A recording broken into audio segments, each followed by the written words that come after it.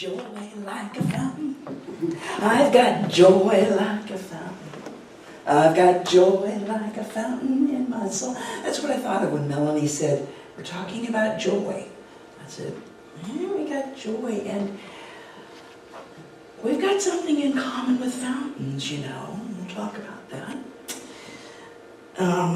We've got something in common with puppies, too. And I've got stories about joy and stories about puppies.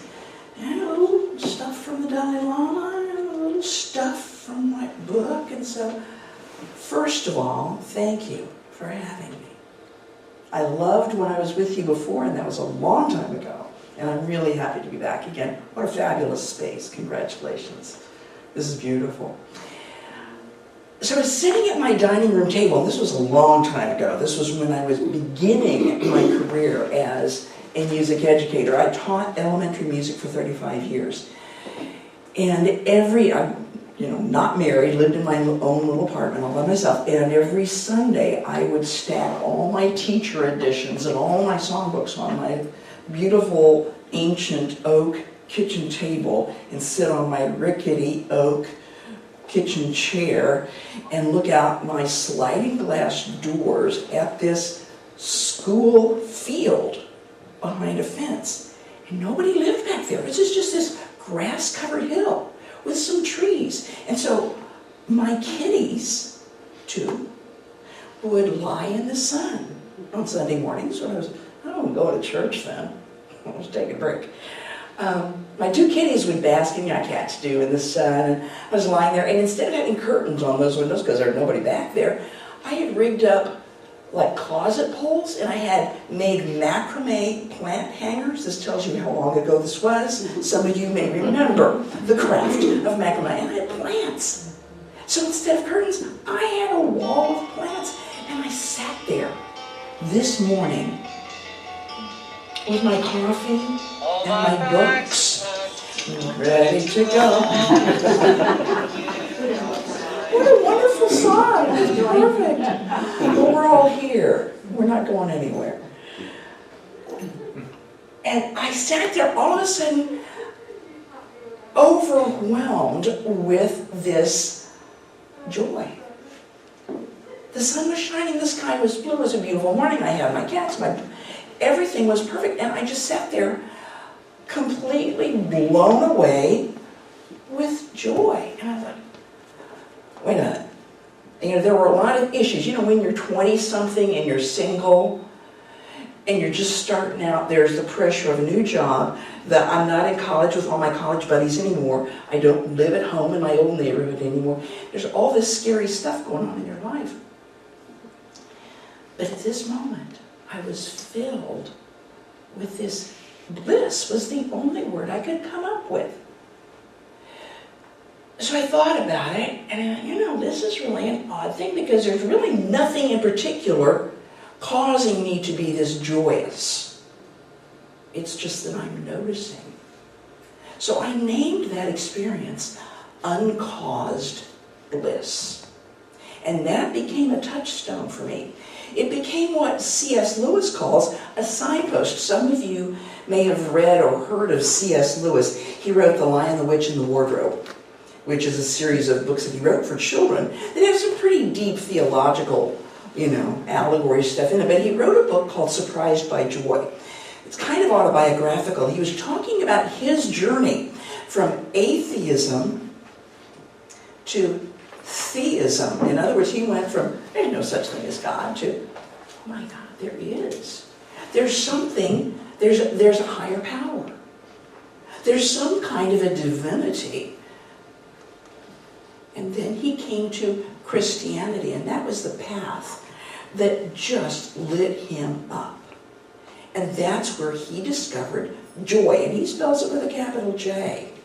And he says, when you're lost in the world, lost in the woods, signposts of joy will show up. Have you ever had that experience? When you're in a dark time of your life and then something just totally happens and it's like, oh, there is a light. So my uncaused bliss was my signpost of joy. We're going to talk more about that in a minute.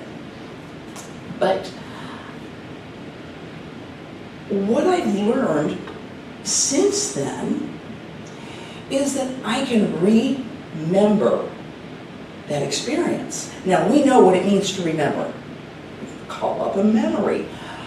But I like to think of remembering as putting back together something, we don't dismember, But to remember something is to put it back together. When we remember something and we experience it, we really re-experience it with the same emotional intensity, it sets off the same chemical hormones in our body that the initial experience did the first time around. This can be good or not so good. But when we remember our signpost of joy, when I remember my uncaused bliss experience, and I've collected quite a few more since then, I go back there, and I'm there. Okay, lovely, Brenda, congratulations. I'm so glad that you've had this wonderful experience. What does that mean for me?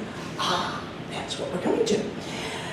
There's this concept of emotional hygiene. Have you ever heard of emotional hygiene? Oh, I get to tell you about it. I'm so happy. The Dalai Lama talks about this. You probably have heard the term mindfulness. Mindfulness is knowing what's going on in your head. Mindfulness is the first step in emotional hygiene. Hygiene means keeping it clean, right? We all learn to wash our hands as many times as we need during the day. That's hygiene. Emotional hygiene is being mindful of the emotions that we're experiencing. And this is really important because, as I said a few moments ago, emotions generate chemical secretions in our bodies. And if they're happy emotions, positive emotions, exalted emotions like love, joy, awe, gratitude, peacefulness, those emotions trigger things like dopamine and oxytocin, make you feel really good. But if it's something that's not so happy, like fear or anger or resentment or shame or guilt, and all those things that we have because we are human beings living in physical bodies, those release other things like serotonin. And I forgot the names of the other ones, but it doesn't matter. The point is, when we don't feel good, we don't feel good, and there's a physical reason for that. When we're sad, we feel sapped of energy. Okay, so the Dalai Lama's point about emotional hygiene. First of all, emotions are part of living in a body, as I said. I'm not going to ever tell anybody not to feel fear. Fear is what I call a protective resource. But be conscious of your fear. Because a lot of times we walk around feeling fearful and we're not sure why. There is no saber-toothed tiger out there going to gobble us up. But we're walking around feeling fearful because something might happen. Those of us who live in a world of traffic and bills and possibly a contentious neighbor or two, there's a little thread, a little layer of fear that can run through our consciousness. So we need to be aware of noticing that and lovingly saying to ourselves, oh, no, it's okay, beloved. All is well. You can go. That's emotional hygiene.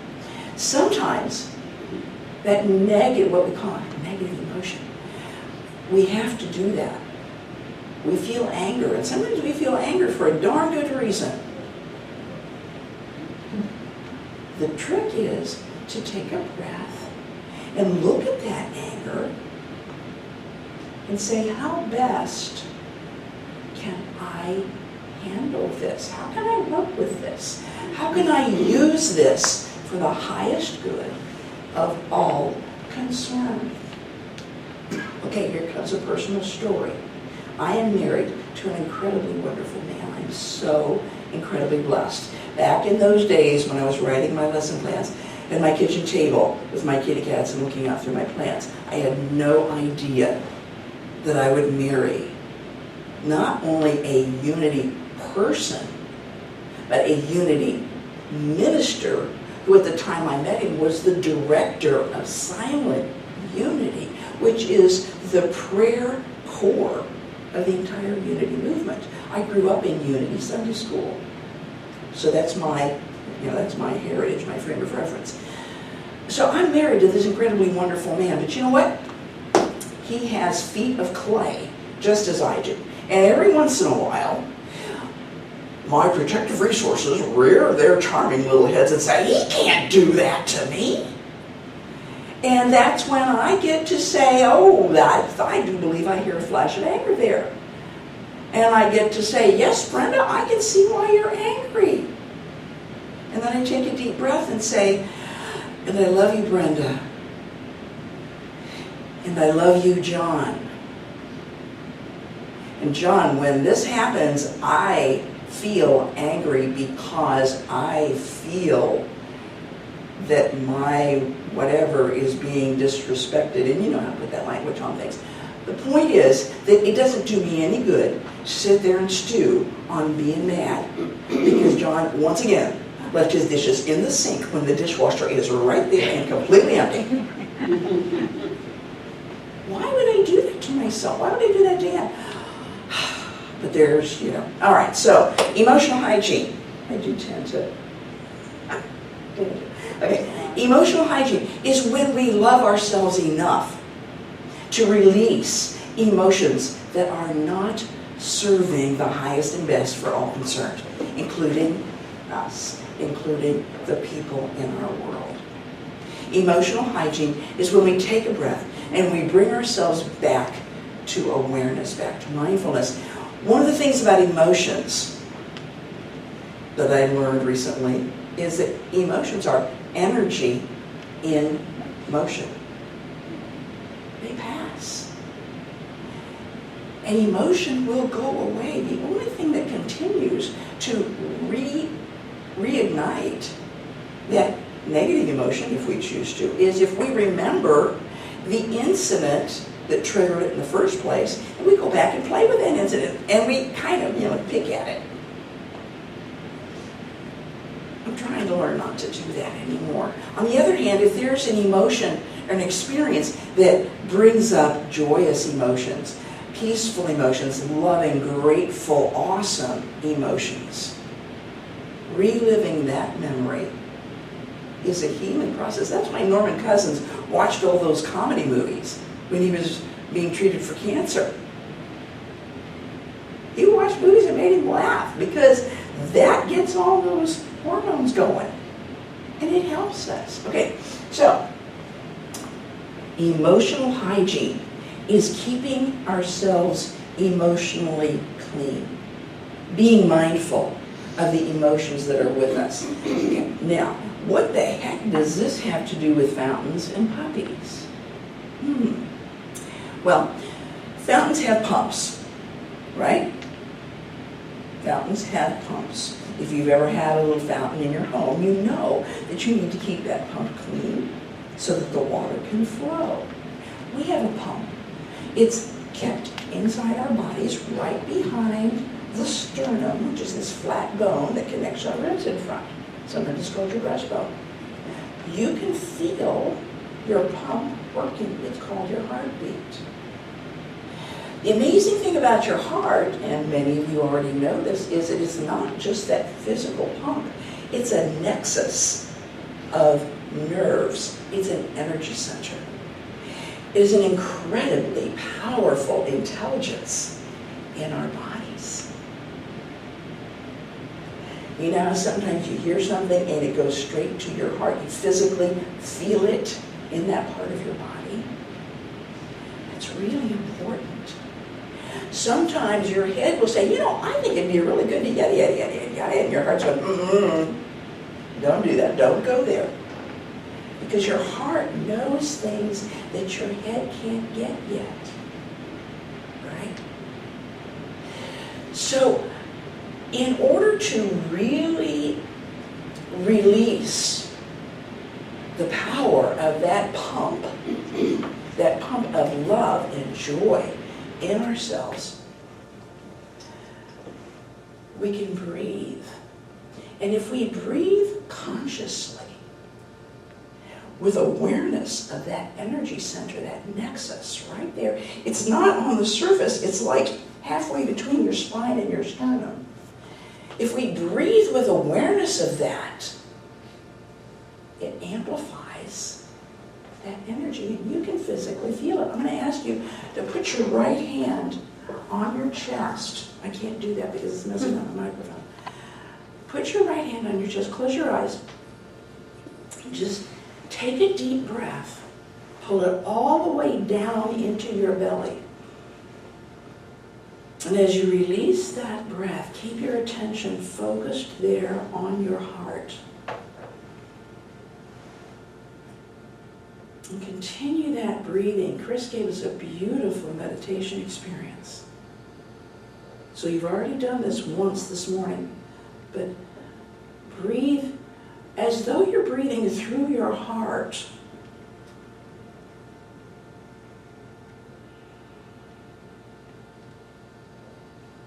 Now, if there's something in your life that is perhaps starting a little fear, or perhaps a little anger, or maybe some disgust or resentment, hold that lightly and continue to breathe through your heart.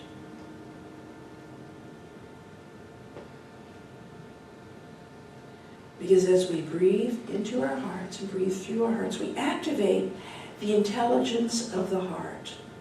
And as we ever so lightly just sort of tickle that memory of whatever that uncomfortable thing is, that power of your heart can wash over those other circumstances. Give that just a minute. Let the power of your heart, the love, the life, the joy of your heart wash over that other circumstance.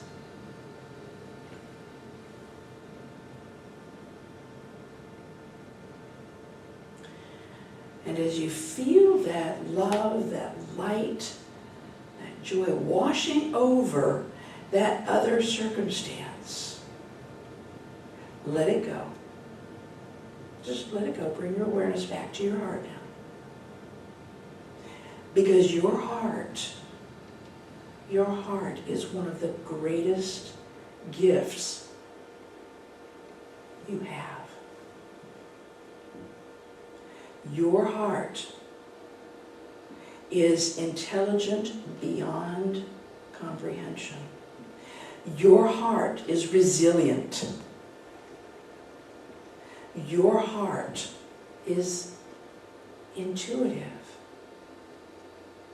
And as you breathe with your awareness on your heart, you will become more and more deeply acquainted with the richness of the resources in your heart. Take another deep breath and thank your heart. Thank yourself.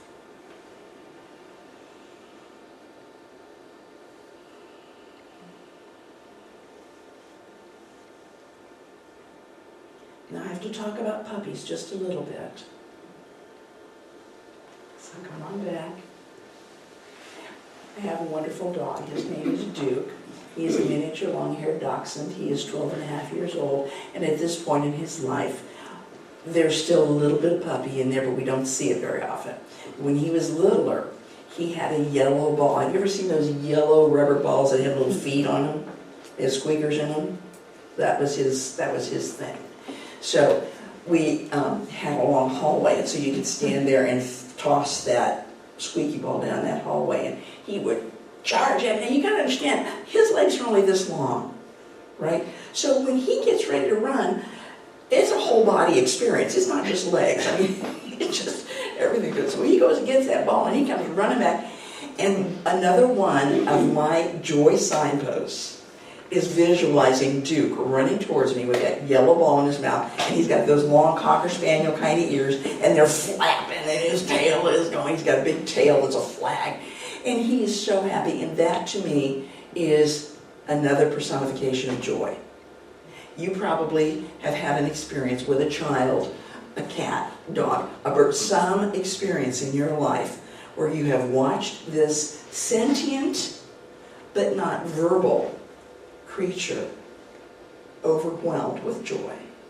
The cool thing about that is something that we have in our brains. We have a thing in our brains known as mirror neurons. Mirror neurons are when you have an infant and you look at that sweet baby's face and that baby looks back at you and you go, and the baby goes, that's mirror neurons. That baby's not thinking. It's just what that little brain does. It sees a face and it mimics the face.